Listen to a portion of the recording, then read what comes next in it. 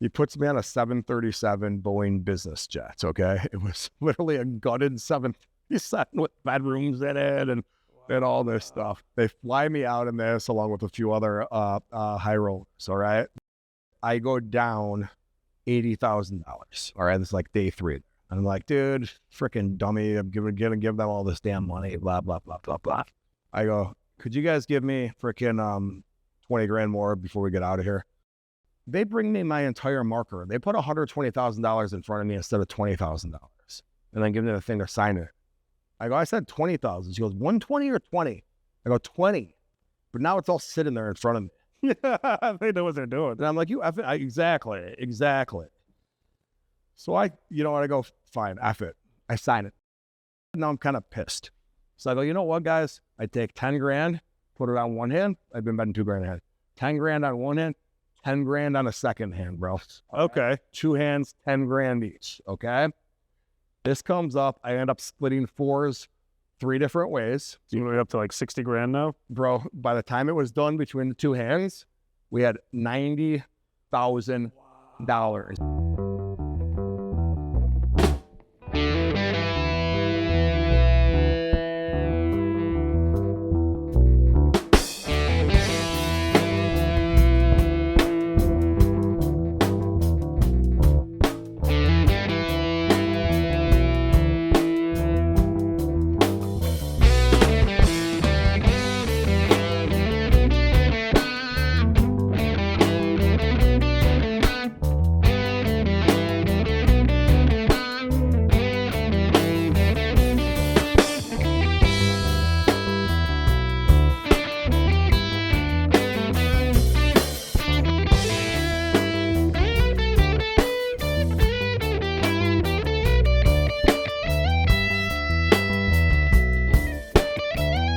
What's up? Welcome back to BK's Chop Shop. We have a special episode here. As you can tell by the waterfall behind me, we are not in the studio. We are at John Cerasani's house.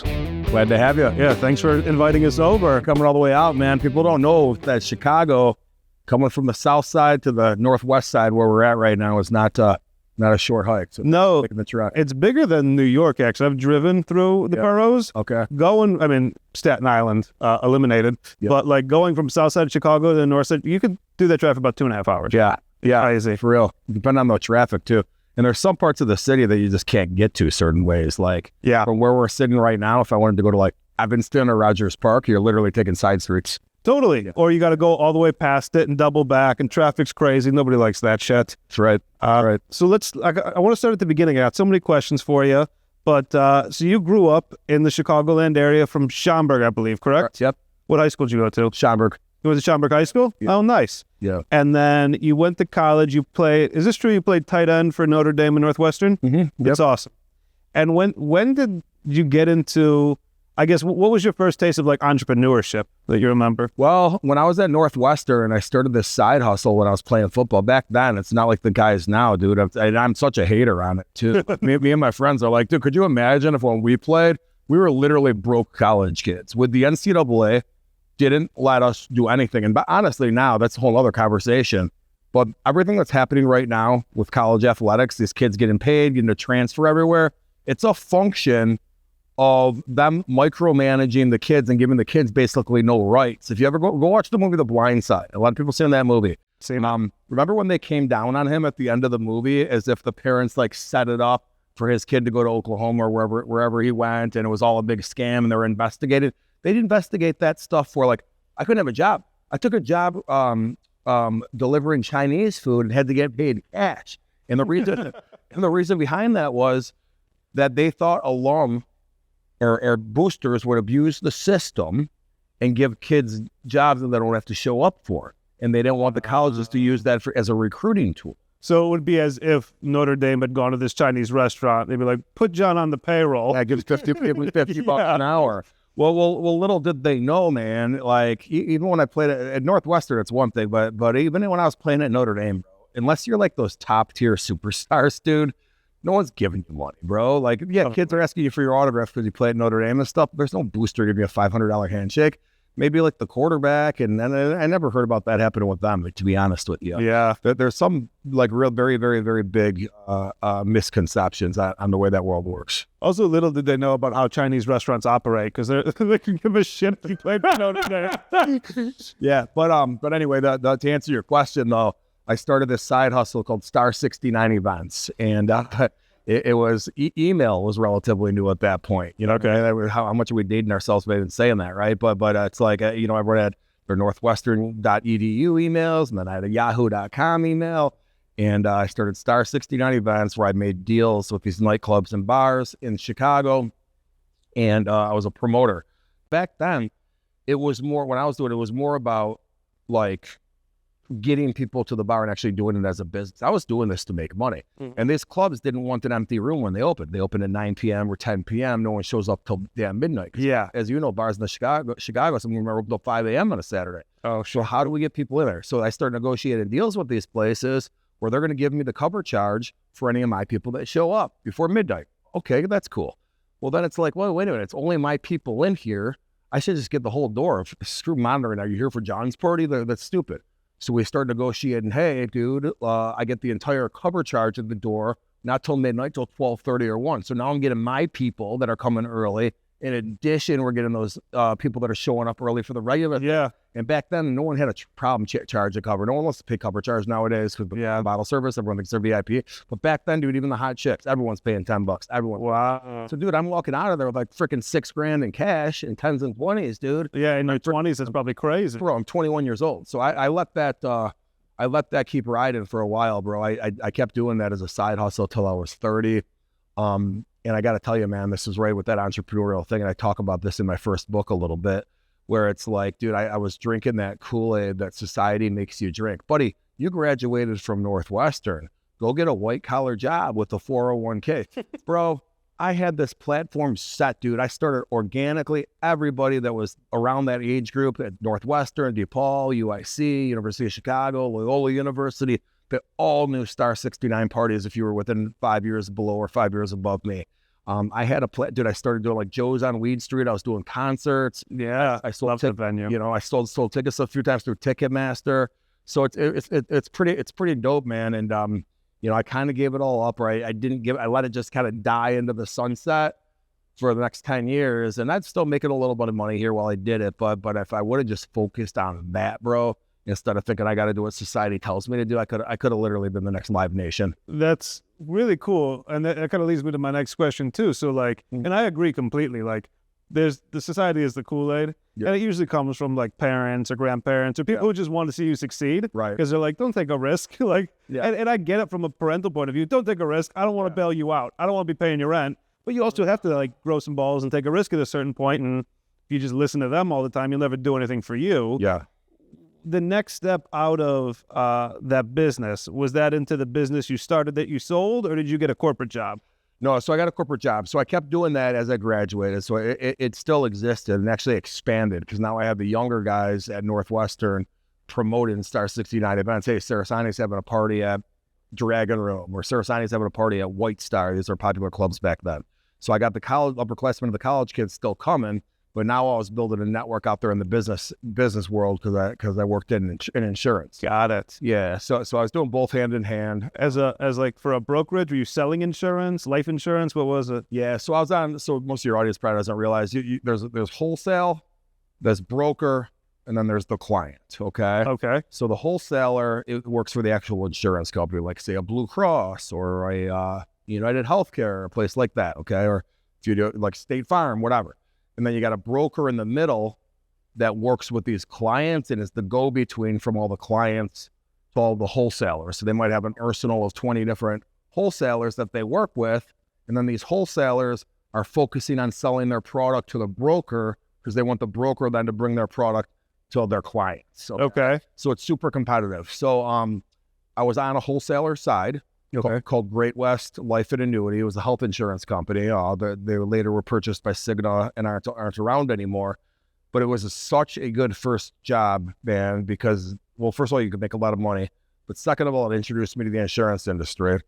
Third of all, and probably most importantly, more so than the first two, is it taught me how to sell. They were one of the companies that give you professional sales skills, how to do a presentation, how to follow up, how to be organized. I mean, we were wearing suits and ties to work. We were showing up at 7 a.m. We were there at 5 p.m. on a Friday, dude.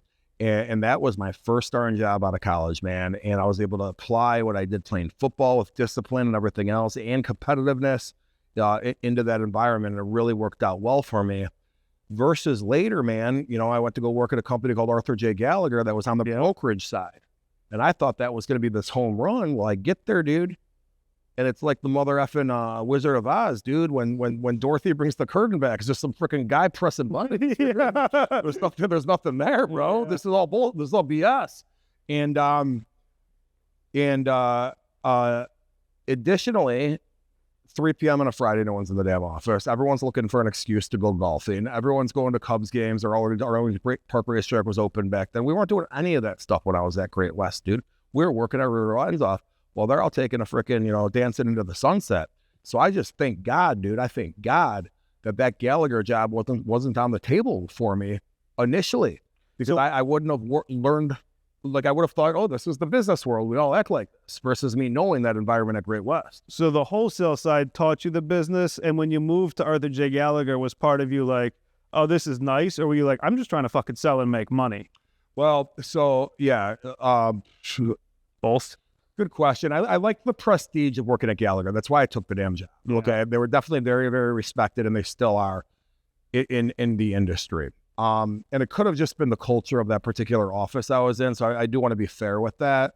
But at the time, you know, I was this 25-year-old kid that was competitive and aggressive. Okay. And I also had very, very good training from Great West. My peers that were also producers there were mostly in their 40s and 50s, sitting on a book of business that probably they inherited from some other person that retired previously. And that was the environment, and they weren't looking at life like. And nor did they have. They were a lot of coasting, you know, and they didn't have the talent to do it either. There were a lot of like glorified account executives that were being called producers. They weren't hunters. You know, I learned quickly, man, as I worked there. And here's why none of them were hunters, because the hunters weren't taking that job.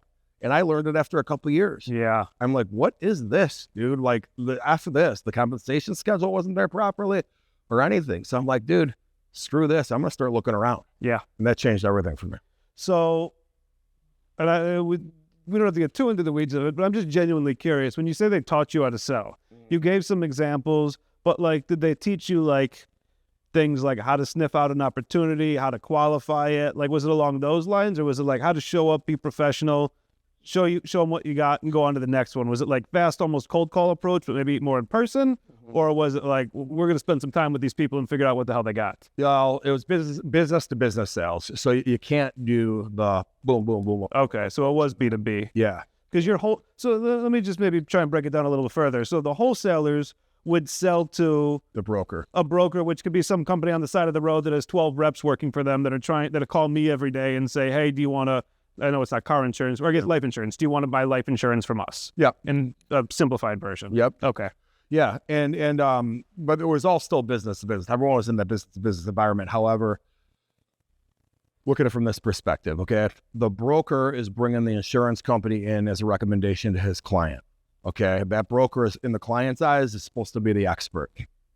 As a wholesaler, you're making that broker's job a lot easier if he's trying to do business with you by being the lowest priced guy on the street. Totally. Because he knows that the client's going to look at that. Yeah. So you try to do these value adds, they're tough because it's going to come down to the price with about 99% of these guys. So you're trying to convince the broker, hey, listen, we are a little higher price, but here why in the long run there's a better return on investment. Yep. You say that to some brokers and all they hear is blah, blah, blah, blah, blah, blah, blah, blah, blah, because they don't want to have to go re-explain it to the damn client. Okay. And that's the environment I was in. We at Great West, we were never the lowest price. So I'm trying to convince brokers as a 23-year-old kid, you know, that their 40-year-old ass should go recommend us over Blue Cross, who's 10% lower than us, and they've never heard of our company, and everyone knows who Blue Cross is. Yeah, work with us. I mean, it's a tough sell, man. So they really made you work and made you learn, and it was probably a lot of on-the-job learning too. Well, and unfortunately, because we call it commoditization of the product, where the insurance company starts, you know, instead of being a actual service-related product, it becomes a commoditized product, like you're buying like wheat and oat or something like that, where it's like, hey, the price is all that matters. Yeah. And to get that mindset off, it's very difficult. So did you then go from Arthur J. Gallagher to starting your own business? Yeah. So in my book here, that's what I'm talking about in this book, 2000% Raise. I interviewed all over the place, bro. And there was very, very good companies I interviewed with. I had built up about an $800,000 book of business roughly at Arthur J. Gallagher. And had I been working at some of their competitors that were smaller, more aggressive sales environments, I probably would have been making about 30% of that, $240,000. I would have been 26 years old and been very, very happy with that money. Okay. There would have been a path that I had to be making $500,000 one day. Dude, I'm from Schaumburg, bro. That's a lot of effing money. I definitely thought it then, and I still think it now, bro. Like, people, like, you guys don't understand how hard it is to make, like, to accumulate wealth is very, very difficult. So I fully recognize if somebody's making a couple $100,000, $300,000, then you get into even the bigger numbers, like $500,000, that's a lot of money. So I always, kind of thanked my environment I was in. Like, I'm happy it unfolded like that, because had I been making $250,000 at Gallagher, I probably wouldn't have left there, man. I would have been pretty happy. Yeah, you would have been too comfortable. But I was making, almost half, like a little bit more than half of that. And the reality is that there wasn't really a path to make significantly more ever. Your compensation wasn't directly tied in to your block of business. It just wasn't their model, because they thought that, hey, we're Gallagher, you're getting this business because we're Gallagher. Totally. I was able to see firsthand that wasn't the case. In fact, not the real clients I was getting, at least. In fact, I had a couple clients not work with me because I worked at Gallagher, because they screwed something up in like 1987, and all these guys have long memories. You know what I mean? Like, sir, that was 20 years ago. Yeah, right. So I started interviewing elsewhere. Had really good job offers, and while I was doing that, brother, I started hearing the same thing from each of these companies, and I would hear the same thing that Gallagher was saying. Okay, we got a great dedicated client service team, an account manager, an account executive, A-class service. You have all of these resources. All you're going to have to worry about is selling. All you do, go pound in sand, go pound pavement, go pound sand, go pound pavement, go pound sand. Hit the beach. Some clients told me that too. Pound sand, pal. So that's what it came down to, man. And ultimately, I just realized that it's not just Gallagher that's the smoke and mirrors. It's not just Gallagher that's the Wizard of Oz. It's everybody in their own way, shape, and form. As much as they were trying to say something different, they're all really saying the same thing and packaged a different way. So why the hell can't I just go out on my own and do this? And I decided to pivot out and start my own company. So was it like your bullshit meter was going off when you heard it the first time, you heard it the second time, then by 5 times you're like, it is the same fucking pitch? Like, well, so there was this company called USI that was a big dog like Gallagher, and they were trying to convince me, and they did have a better compensation model, and they were just trying to. And I remember like building a level of trust with this guy named Jeff Ludwig, was their North American president at the time, and we have this conversation, and I'm. Just so you know, I'm flattered, right? I'm flattered that this job is existing. And let me back up. This is actually after I started my new company. Okay. USI was attempting to roll me into theirs and buy my company. So this just reinforces. They wanted your business, everything. Exactly. So this just reinforces what I had already learned, but it's all kind of the same conversation. Like, just trying to convince me that, like, my profit margins that I had right now, because I had like an 80% profit margin, which is ridiculous. We're not going to be sustainable as I grow. I'm going to be a target, and all these big companies are going to come and get me. Sure. Just like 2 years earlier, when I was interviewing with everyone, I need to be with them to have this backup and have these resources. Everybody was like trying to convince me of the same bullshit, brother, and it just wasn't. It just wasn't accurate. And everybody around me, dude, colleagues, family members, dude, are you crazy, man? You can't go on your own. It's $1 billion industry, bro. Why not, dude? I don't think these clients care. John, it doesn't work that way. What are you going to say? You work at John Cerasani Insurance? Maybe. Fuck. Like, what do you probably? What are you guys saying that's different right now? But I would take that stuff into consideration. and I'm being a sponge. Okay, they're saying that's actually a good point. That's actually a good point. Okay. But the reality is, these older colleagues of mine didn't want me to do it because they know they didn't have the balls to do it themselves. And they probably somewhere in their head thought it would work, but they've convinced themselves that it wouldn't, and that's why they didn't do it themselves. So what allowed you then? So, I mean, you took what you learned, you had a book of business, whether you took it with you or not, I don't know, like you kind of set up your own shop in a sense. Right. What allowed you to scale and sell this company for so much money? Like, did you train people? Like, is this like your 2000% raise like strategy? Like, did you teach people how to sell like you? Did you clone yourself? Like, what was the model? Well, I played with different ideas like that. I think I had thought that I would do that initially if I was ever to get big. But what I learned was that, it's very difficult to find people that are capable of selling. It's very difficult to find producers that could bring in business. Yeah. And then additionally, I never had a big backroom or big service team. So for me to be able to convince a recruiter to come work for me, when they're interviewing with all these other guys that were saying the same bullshit to me, well, what am I going to say, dude? Hey, it's all bullshit. I'm going to pay you more maybe, but then it's just became a headache. So what I did instead was grew the service team around me, and everything that of my day, including personal stuff that didn't involve me getting clients and me growing clients or me retaining clients, I would try to delegate to. Okay. So it could be, a personal assistant going to the grocery store for me. It was an administrative assistant doing the stuff in the office. Sometimes people are hybrids of it. As we grew, I brought in account executives that would focus on, client retention. But like the actual business itself, bringing in clients, I had a niche with colleges and universities. Okay. So no one else had that like that. So you really decided, I mean, all those ideas I said, like clone yourself, whatever, you said, you know what? Too fucking hard. Yeah. I know how to do this. Let me scale every other aspect of this business. Yeah. And every client will still just go through me because I can do it. So what happens is in the insurance industry, yes. And what happens in the insurance industry, it happens in other industries as well. The people talking are not salespeople typically. They're operational people. And their model from an operations standpoint is, okay, you're the sales guy, you're here, and then you're going to hand it off to these people here, and then you're still going to meet with them to retain that relationship, but really it's going to be on Mark and his team to service it properly. And you're going to hold them accountable because you're going to lead that team, okay? They don't understand the idea of a producer being good at both of those. They don't understand it. It confuses them. Yeah, because they're not able to produce. They're just able to be organizational freaking nerds, okay? I know the type. I get it, yeah. So a lot of people that are capable, the people that are capable of doing both are blessed and have no business being a W-2 employee in corporate America. You should be working for yourself.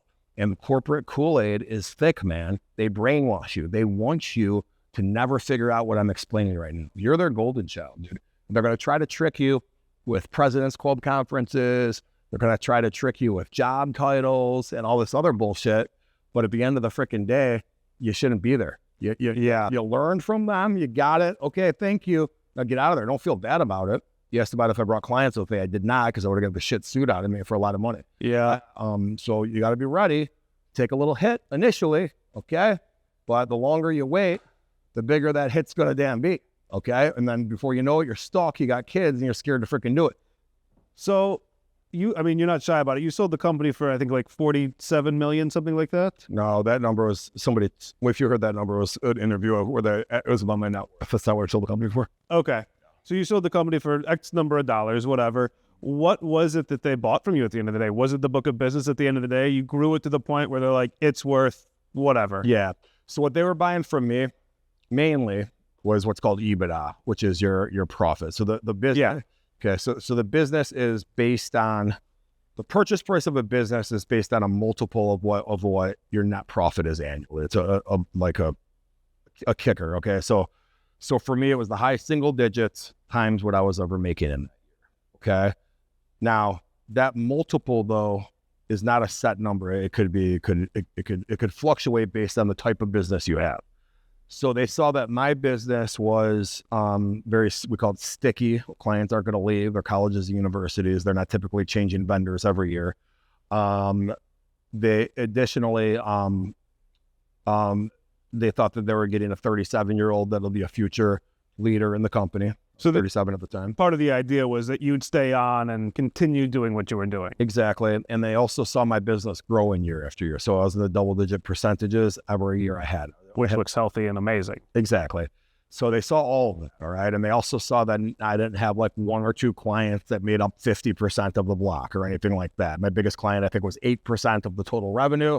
And, so they'd ask a lot about that client to make sure that they don't leave. We'd have certain things in place where money could be clawed back if clients left. But ultimately, they were able to become comfortable with it because part of the deal was that I also had an employment contract that I had to work there for 5 years, which is a long. And you did. I had to. Yeah. Well, yeah. Okay. So so once you sold it, you continued working there for 5 years. I'm just curious, right? Like, so you've been on both sides of the fence, and I think you've explored every kind of thought or doubt that anybody who wants to get into starting their own business or being an entrepreneur or going after a dream has explored. Would you take, and I'm sure there was a lot of hard times, your worst day as an entrepreneur and going out on your own versus your best day in corporate America? Or or were some days where you're like, fuck, I wish I could go back? Well, I think, there wasn't one day in corporate America that I'd put over entrepreneurship in the sense that I regret my decision, but I am, broad-minded enough to realize that there was some nice things in corporate America that you didn't really have as an entrepreneur. The one big one for me was the lack of recognition. Yeah. So you're used to being in the sales environment where an email's going out saying the leaders of the month, and hey, we're gonna have John speak and present how he closed that client to the group, and people are high-fiving you, and people are seeing what you're doing. Yeah. When you're on your own, man, it's your only scorecard is your bank account, and which feels good, which feels really good, but it's like you don't have anyone to share it with. Especially me, I was 27 years old, and I didn't have any friends that were in a position like I was in, and I didn't even realize it probably for 5 years about how well I was doing, to be honest with you. Totally. And that is true. I think there's a lot of loneliness in success, especially like going out on your own. You realize, hey, you are alone, but you did this thing for you and your family ultimately. You just said something that made me think of a question. You just said going out on your own. What did you just say? Lack of recognition. Lack of recognition. It'll come back to me. Oh. Brown. So going forward, I love the content you're putting out right now. And we can go back to the business and stuff, and I would love to hear more about it and bring up anything you want to talk about too. But I love your content about it. And this is one thing I wanted to ask you, because this is the part that I guess I think is the most controversial, but the most fun. It is the going after people who will say shit to you on the internet. Yeah. Which I love, because people just are so brave on the internet, because no one's going to punch you in the face from Oregon, Right. But like, fuck, somebody should, and you're kind of doing that. Do you go after them in the sense of it's good content, or there's really like a competitiveness in you that says, no, I'm going to get petty with you and fuck you? Yeah. Both. When I do that, I go after, when they call it trolling the trolls. Somebody wrote in my comment, I love when you troll the trolls. Well, that's what it is. That's a good description. People do truly love it, brother, but it got me in trouble last year, so I gotta be careful. I got banned from Instagram for a little while. Oh, ouch. And when you get banned from Instagram, they don't tell you why. You just wake up one morning, you realize an account. Yeah. And I'm not kidding you. It's like, what the hell? There's no one to talk to.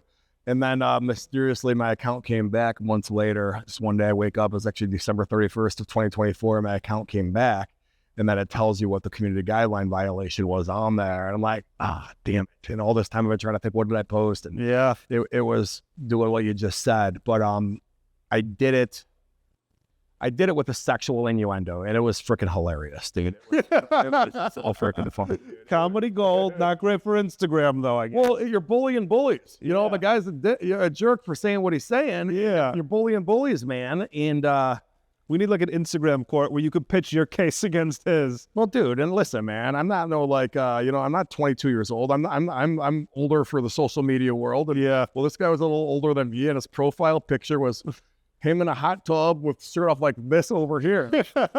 and it kind of looked like he was like placing himself against like the Jets. And it was having a nice time. So I said, whatever his comment was a totally inappropriate comment he made. So I said, besides being a troll, I like to get in the hot tub and see if my dick still gets hard. Now you got to understand, this is juvenile intentional. Yeah. Okay? I've done similar stuff to other people before. That's funny. Where they've messaged me, freaking hilarious. Or some people like think it's funny. Yeah. Or some people have said, I had a guy once who told me to kill myself. And Instagram doesn't even let you post stuff like that anymore. They're brutal out there. The guy takes it down immediately. Just die and kill yourself. And I put him up there, and the guy messaged me. He goes, bro, dude, I was smoking weed last night. I'm so sorry. Please take it down. What kind of fucking weed were you smoking? Bro. And the guy worked at like freaking Deloitte and Touche or something. He had like a good white collar job. Yeah, He goes, man. take this down. All my farms. Everyone follows you. Please take it down. I go, dude, it's funny. Who cares? He goes, yeah, dude, but I don't like want to be saying that to you out there. Yeah. I go, all right, buddy. So I took it down at like 70,000 views in like 5 hours. It was a good post. That's so funny. But anyway, so and then I actually did take it down. It was really bad. So I did take it down. But honestly, dude, like, the example I just said, that guy obviously went and reported it. Mm-hmm. And or somebody else did, maybe he didn't. I think it's anonymous, but it's not worth it, dude, for me, because even when I came back, it went down like in October. We came back December 31st, and actually no, before that, because I don't remember exactly, but I was down for a long time. Then it comes back December 31st, and since then, really up until right now, there's something Instagram has called a shadow ban. Yep. Okay, and a lot of people think it's an urban myth. It's not, and here's how I knew I was being shadow banned. Okay, because I'd be putting content out there, and if you go into your insights, it'll show you the percentage of followers versus non-followers that saw that particular reel, okay? And most of my stuff before I got banned was 80% non-followers, 20% followers. That means Instagram's saying, this guy's hot, let's keep pushing him out to other audiences, all right? And when I came back, and I was growing about 10,000 followers a week back then. Yeah. Literally, we were on fire.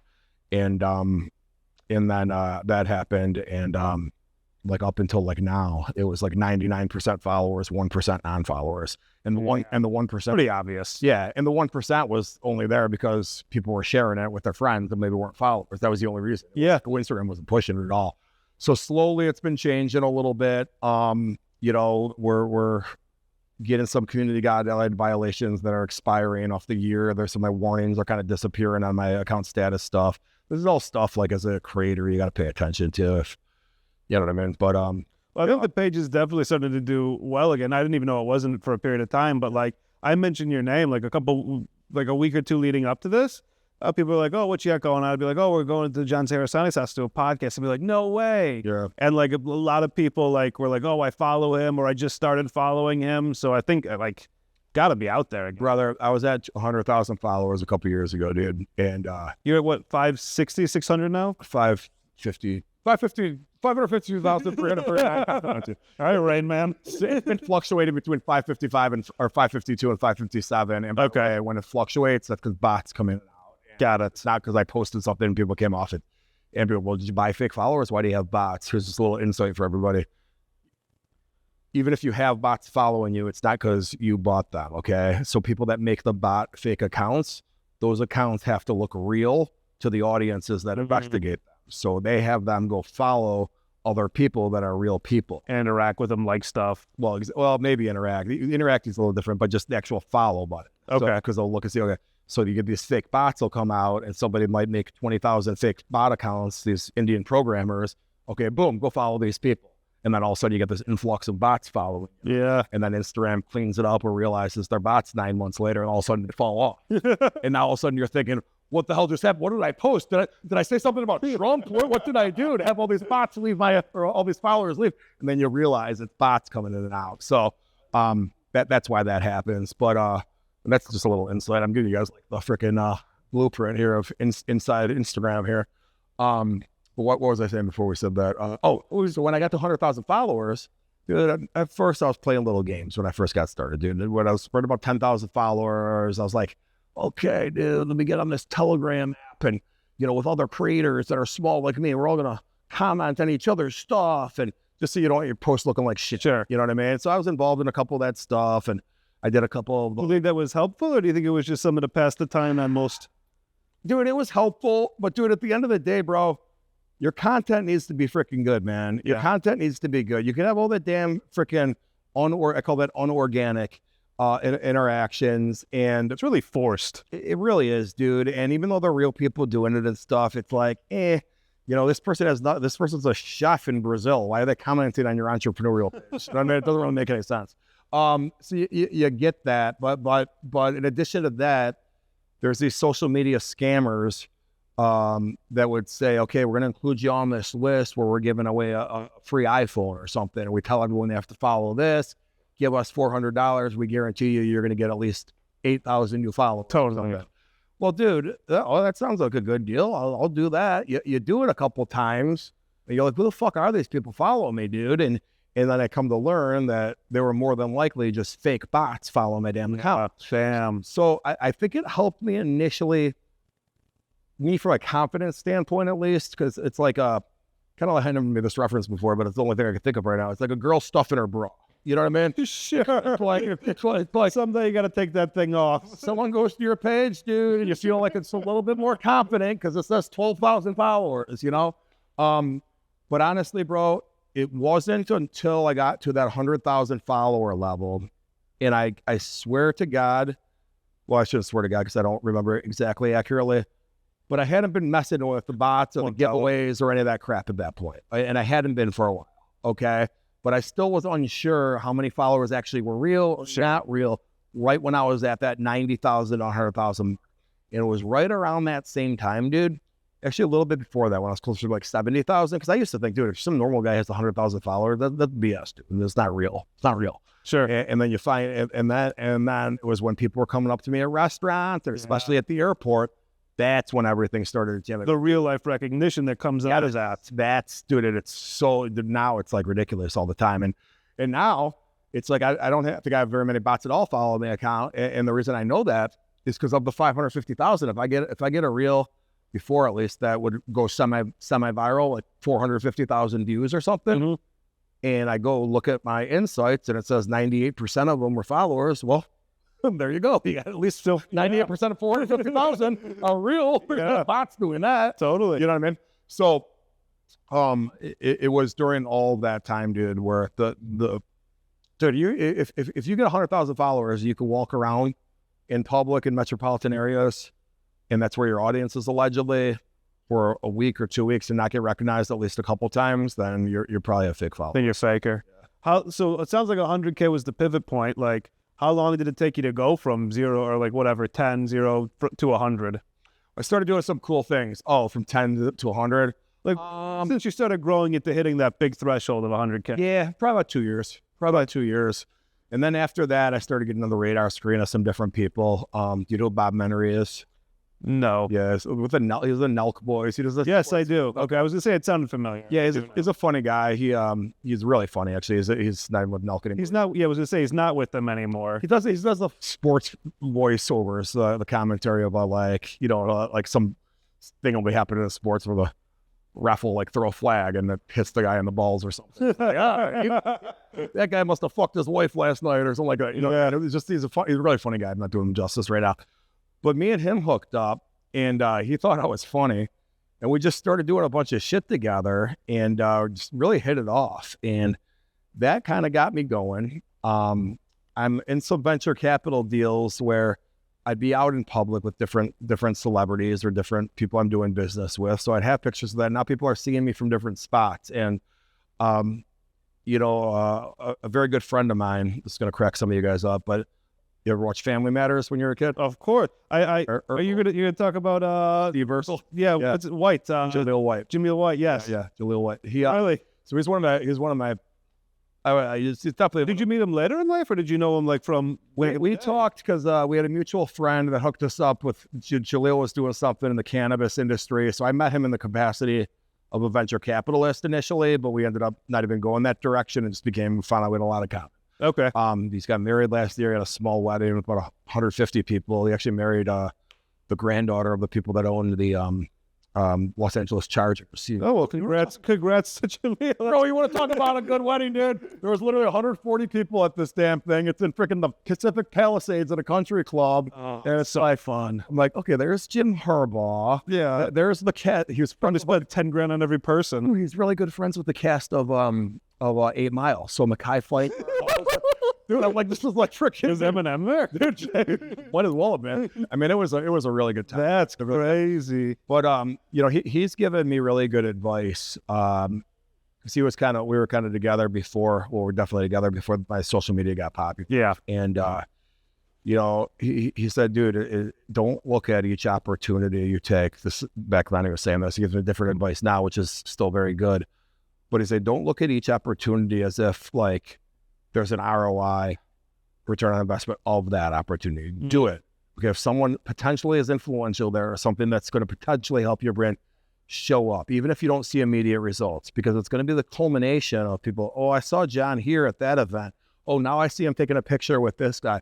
Oh, these guys mentioned him on his podcast. It's that repeating of different categories of people that will eventually make you blow up. And he told me that early. It's like a great message. Dude, he told me that. I mean, this guy's been through hell and back with his acting career, by the way. Yeah. There's not a bigger icon than him in the TV world. Well, it's tough. You really get typecasted because you are the guy for like the 80s and 90s. 1000%. And now what else do you do? Yeah. And, you know, he didn't have a lot going on for a while, but it'd be funny, man. So me and him would be out to dinner, like at, one of the first times we hung out was during the pandemic. And we're at Mr. Chow's in Beverly Hills. And Mr. Chow. Bro, listen, dude, everyone's eating on the sidewalk. And the starting linebacker for the LA Rams is there with his agent. And I think the wife or the girlfriend or something. Jaleel knew the agent. Agent comes over to talk to us. The damn starting linebacker for the LA Rams wants to know if he can take a picture with Jaleel. They come over. They're FaceTiming the guys. Look. And he's a starting linebacker. You know what I mean? So like people go. But that's like a child. He's so iconic. Like it goes back to people's childhood. It gets real. People go freaking goo for him. I bet. They went to the Bahamas together once. The Bahamians freaking love him. Everywhere. Dude. Fun trip, I assume. Bro, the butlers of the Bahamas were like 3 minutes like, introduce me to Jaleel. Like, I go to Bahamas all the time, so they all knew me. Oh, that's so funny. Feels with you.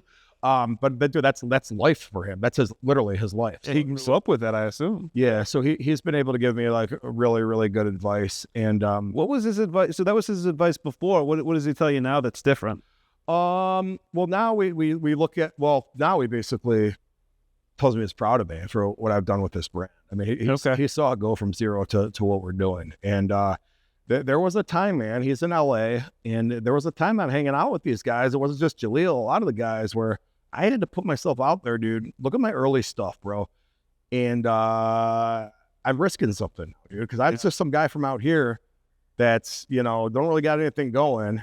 And I've been making friends with these people by being, the businessman, venture capitalist, just a good guy.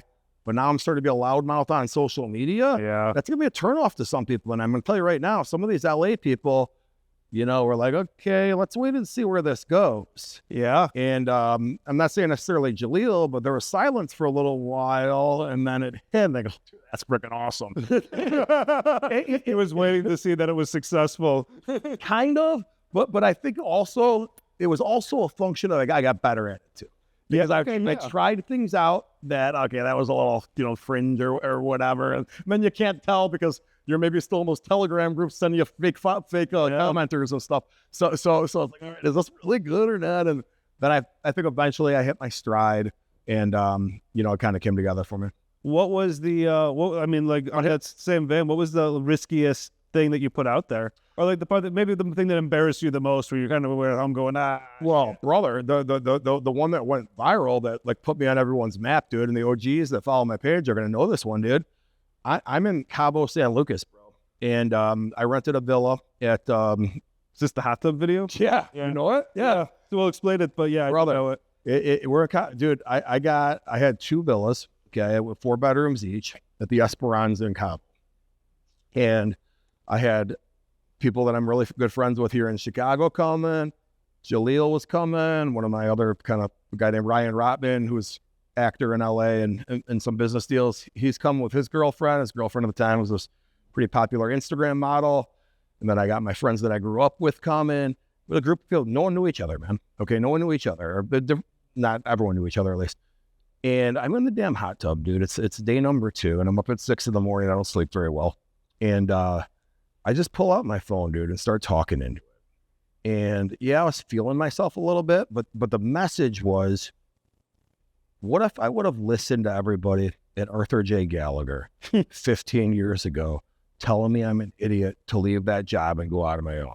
I'm literally in Cabo San Lucas right now. I said I was in the Caribbean because I don't want people to know where I was actually at. Totally, I get that. And I go, I got people coming, what if I would have waited? I'll tell you what I'd be doing right now. I'd be sending out 2 emails a day, just enough where they're not going to take my PTO days from me. Okay. I'd be worried that a client's going to find out or a boss is going to yell at me or whatever. And I forgot exactly how I said it, but I basically was yelling into the phone. All right. And, dude, one of my buddies woke up because I was yelling with the phone down. I was a little embarrassed. Put the phone down, wherever Bloody Mary or mimosas hanging out. I go check my phone 45 minutes later, and there's freaking 400,000 views. And everybody in 45 minutes, bro, it was nuts. Well, Instagram back then, because they didn't change their algorithm back then. Back then, Instagram, it had to hit in that first hour, yes, or it wasn't going to hit. Yeah, they've changed their ways now, and it's better now. But yeah, it was nuts. And the comment section though, bro, was like legend. Oh my God, this is the best message I've ever heard, dude. You're my idol. No one was writing stuff like that before, ever, dude, ever. And all my posts before was business advice. Hey, dude, if you're gonna start a company, here's the difference between an S corp and a C corp. Here's what you should think from a tax savings standpoint. And I would do it in more than an entertaining way, but it was messages like that. This message was, F corporate America, they're screwing you over. You're brainwashed. They're trying to keep you down here, dude. Okay, they're trying to keep you down here. You know what I did? I said, F you. I can do this myself. Put myself on top of the org chart. It gave myself a 2,000% raise. What am I doing now? What am I doing now? This. Scam. What are they doing now? Watching this from the freaking cubicle. And brother, it was awesome. And yeah, that went viral. So that really was the takeoff, dude. Then it went after that, because now I got my footing. Yeah. Now it's like that. That's the hook right there. F corporate America. F W-2 employment. Be your own freaking boss. That everyone was interested in, dude. Everyone had an opinion on that. Oh, I mean, it's relatable. Everybody has felt that way, and it feels that way all the time. How long did it take you to figure out this is my foothold? Was it immediate? You're like, I'm diving into this head first, or did you go back and forth? Should I still do this shit? So, I wrote a book back in 2011 when I was still at my company called Paid Training, and it was about the corporate brainwash, and the whole thing's about what we're talking about right now, that corporate America tries to keep you down. I didn't talk about that heavily in social media because I was too worried that I would be offensive. I would, people would take it as me putting them down. Just like now, my big thing is saying you're not Gen Pop. People think I'm putting them down when I'm calling them Gen Pop. And initially that is the gut reaction, but that's also what helps push you out on Instagram. Okay. Mm-hmm. It is my actual message, dude. Okay. So this is going to be a terrible example for some people, but some of you guys are going to hate me for this example. All right. But when I was a kid, okay, I'm in Chicago. Everyone knows who the Reverend Jesse Jackson. Sure. Okay. Operation Push. Okay. He's all about African-American rights and everything else, pro-black and whatever. Okay. It's not his job to be like, oh, by the way, I also understand the Polish community has dealt with this over the years. Sure. It's not his job to be like, in 1960s, the Italian Americans were accused of things that, that's not his job. His job is to do exactly what he does. Okay. His message is about exactly what he's talking about. All right. So once I got that out of my head, dude, I don't need to be like, hey, dude, if you're making $300,000, and you have 3 kids, it is a risk if you leave. You might want to rethink that. No, dude, that's for you to think about, bro. There's enough people telling you that anyway. You know what my job is, dude? To say, corporate America is screwing you, dude. You are never going to be rich working for someone else. That's my job. Communicate that. And once I just got that, dude, sky's the limit. So you got everyone wanted to hear it. You figured out a purpose. Yeah. You said, okay, I found a lane and I have a purpose in it and I'm delivering a message. Exactly. And it wasn't, but I want to be really clear though. You get it, but I just want to be clear for the audience. Yeah. I never was molding a message to what I thought people wanted to hear. This was always my message. Like I said, when I wrote that, I always had a chip on my shoulder from back when I left Arthur J. Gallagher into 2005, dude. And that chip started 2007, 2008 when I'm making 800, 900 grand a year. And I'm going to wholesale insurance companies events at the Bulls game. And the people at Aon and Willis are saying, who are you? Like account managers that make 60 grand a year, like talking down to me because I'm at the shitty little Northwest Comprehensive. Like that was my chip on the shoulder, dude. People don't freaking get it.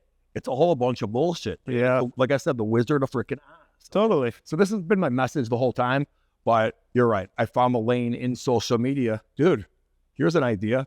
Just say exactly what you fucking feel. That's what I did. Well, I think it's cool because I've had this conversation, a similar conversation a lot on this podcast. Not to this, is obviously you're very unique in this sense, but like I feel like everybody's success has stemmed from authenticity. Yeah. Like, hey, the minute I just said, fuck it, I'm going to be myself, like, boom, things took off for them in some way, shape, or form. And it's cool just to be in my seat, right? Like interviewing a bunch of people and just, I'd say you're probably the most successful out of all of them, but like to have that message still be the same. Whether it was intentional or not, when I started being authentic, shit started popping off. Precisely. And to go back on that message to what you had asked me about what Jalil's advice is for me nowadays. And good memory. Yeah. Well, because I digressed the conversation, but that was, I went a different direction. I never really got to the answer, but it goes hand in hand with what you're saying now. Conversation me and him have now is, dude, the world has changed. Okay. I made a reel. Jimmy Kimmel, we follow each other. I've met him a couple times. Really awesome guy. Bert Kreischer introduced us to him or introduced us to each other. You know, Jimmy was talking to Bert about me on a podcast once. And anyway, Jimmy was kind of saying, I've seen that podcast. Yeah, Jimmy basically was like saying, why did you tell me to follow this guy? He was like, I'm really sure the message. He wasn't really putting me down or anything. Yeah. So I made a reel about it. Like, here's why you follow me, Jimmy. Like tongue in cheek, you know. But Jalil made the point to me, though, dude, you got to understand, like, these Instagram, he wasn't talking just about me and he wasn't talking about just about Jimmy. He was talking about the whole environment is changed and it's going to continue to change. Where almost mainstream media is going to be obsolete.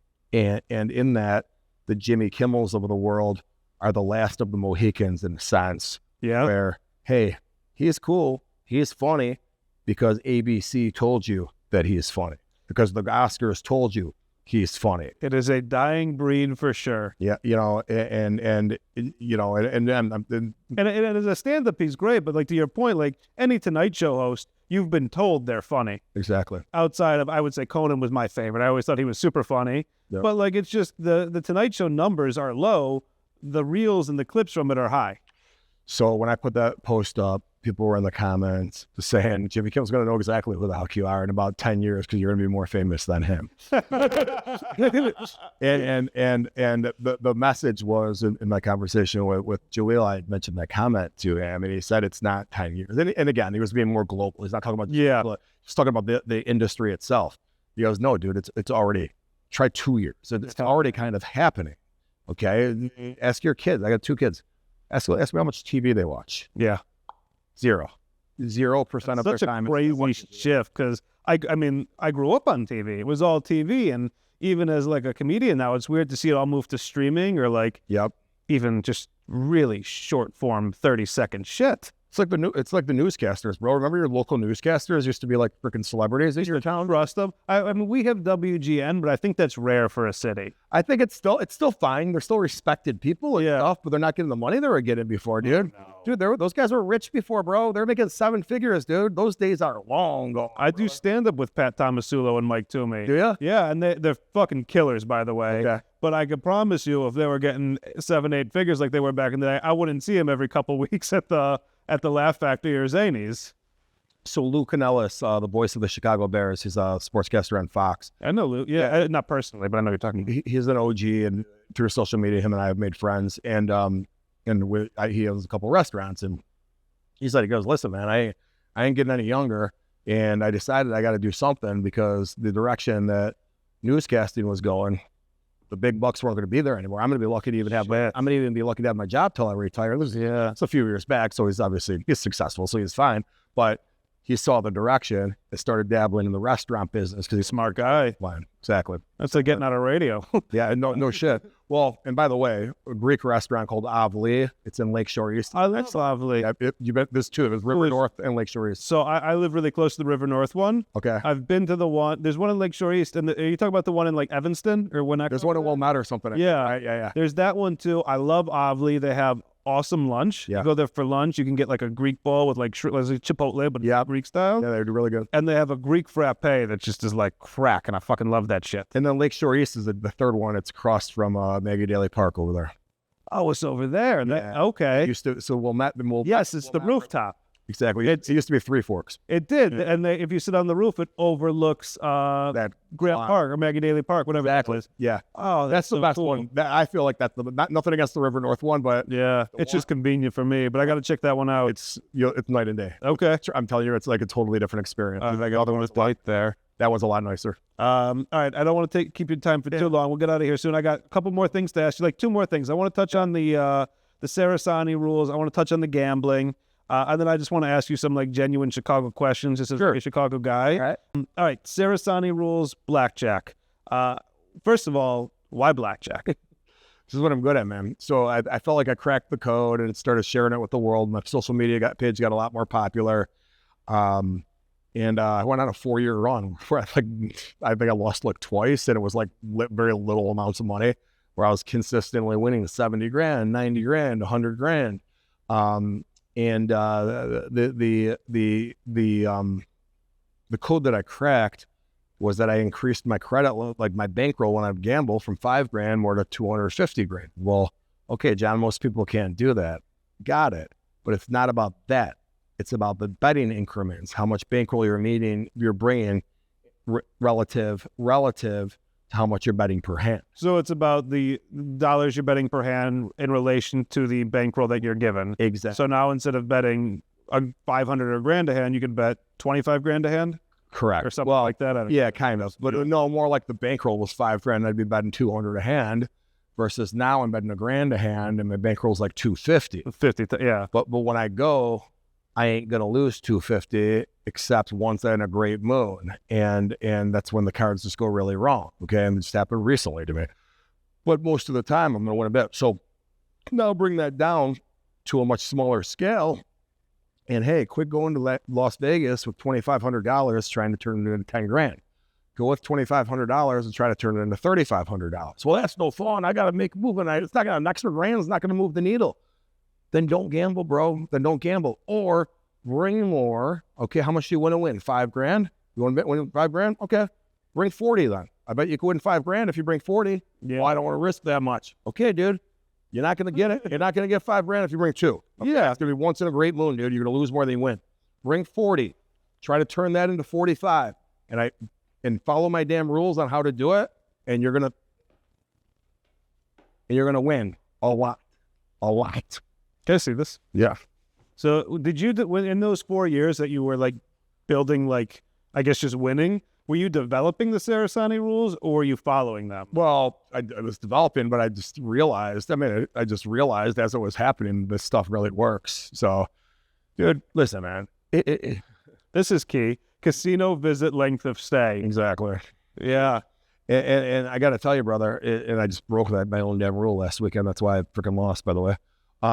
I've stayed for social media purposes and got screwed myself. But it's like this, dude. I got blamed when I was younger of doing steroids.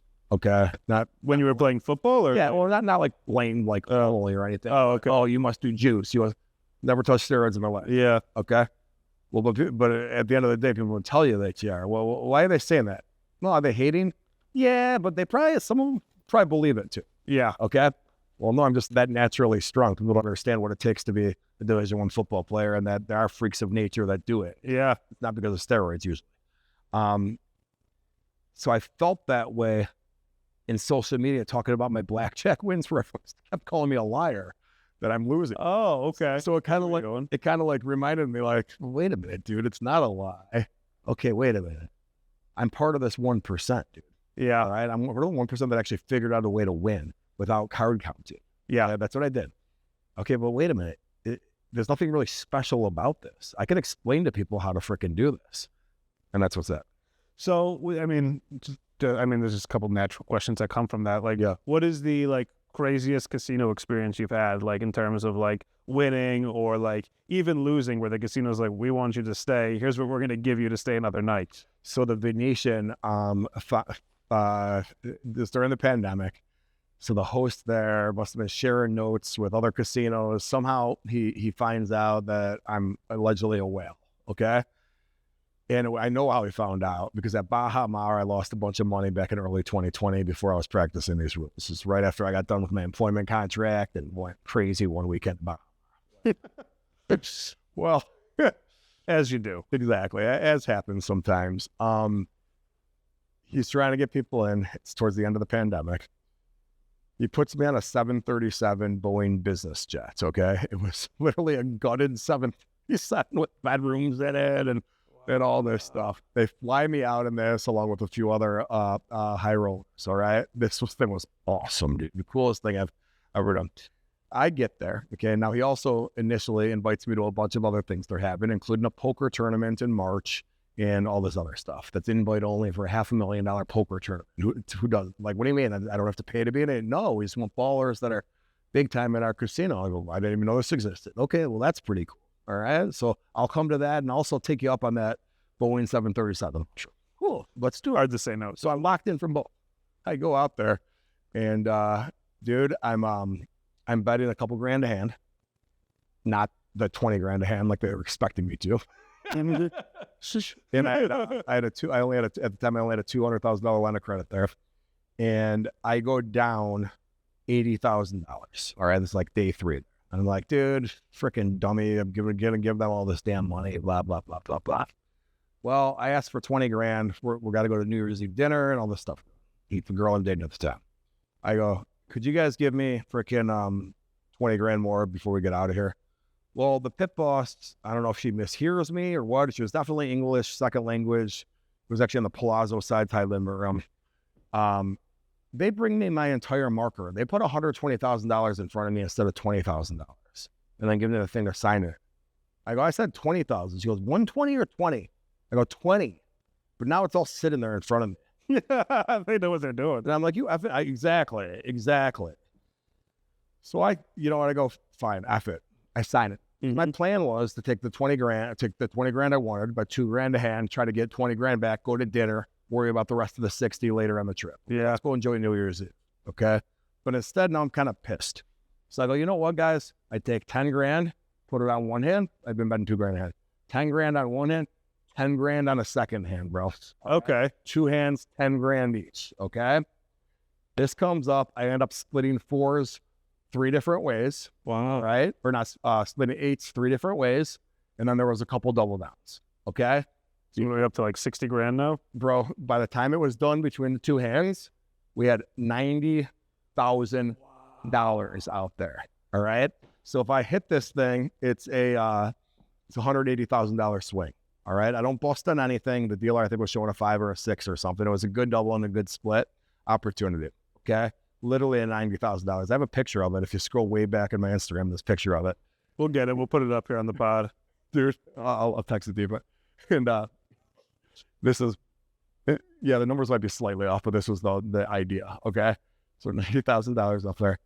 Boom. We hit the damn thing. Okay.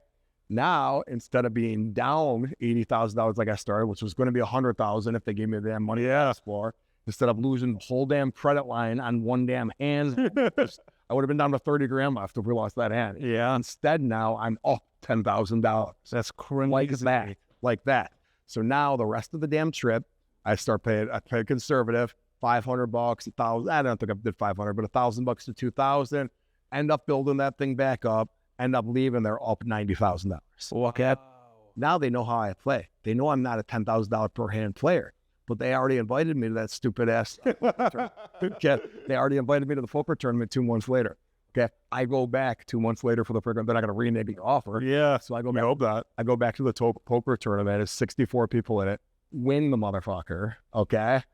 And just me and one other guy, the final table, the grand prize was $260,000. I won $260,000. Okay, the rest of the money goes to other people. Second, third, fourth, yeah. Exactly. So I win the $260,000. And guys, I got to tell you, man, I went on this run over the next 3 years at Venetian where I never lost.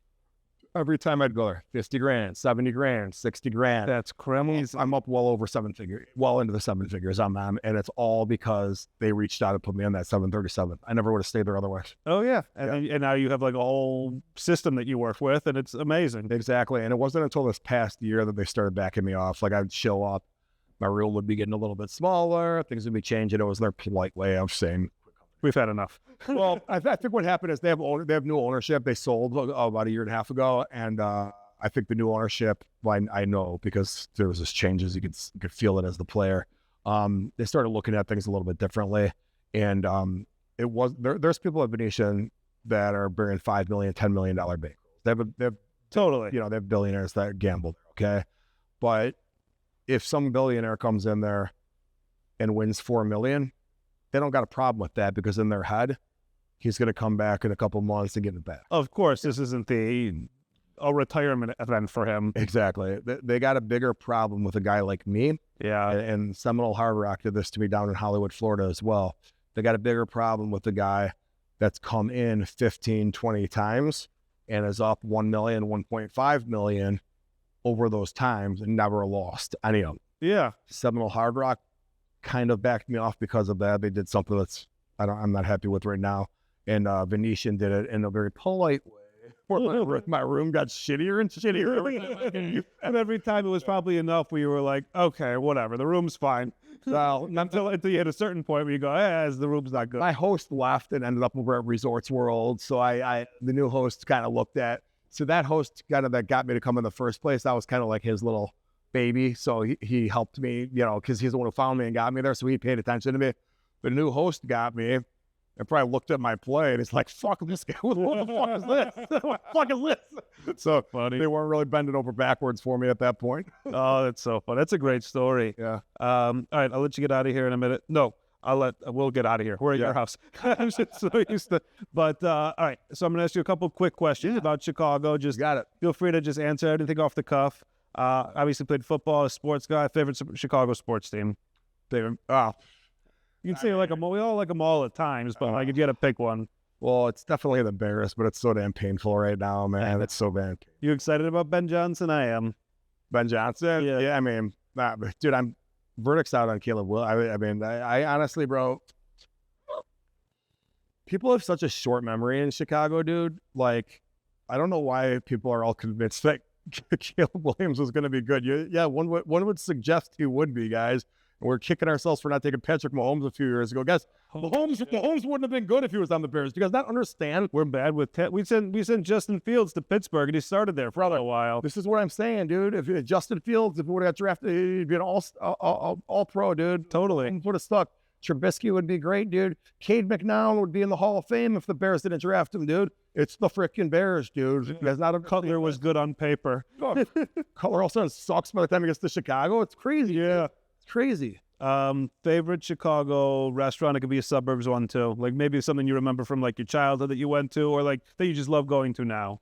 My favorite date spot, man, because a lot of people could say the main ones. I mean, I love Mastro's. I love Chicago Cod. Gibson's. You can't, bro. All the Gibsons. I go to the one in Rosemont a lot. Every single Gibson's is great. Yeah. You remember the new Gibson's Italia they have on the river? Dude, that's probably the best one. So that's really cool. It's set up there. I'm a steak guy, so I don't go there as often. But now I say that to you, I'm about to recommend an Italian place. This is my favorite date spot in Chicago. Okay, if you want to be kind of off the grid a little bit, feeling in the know a little bit, but it's still in a main area.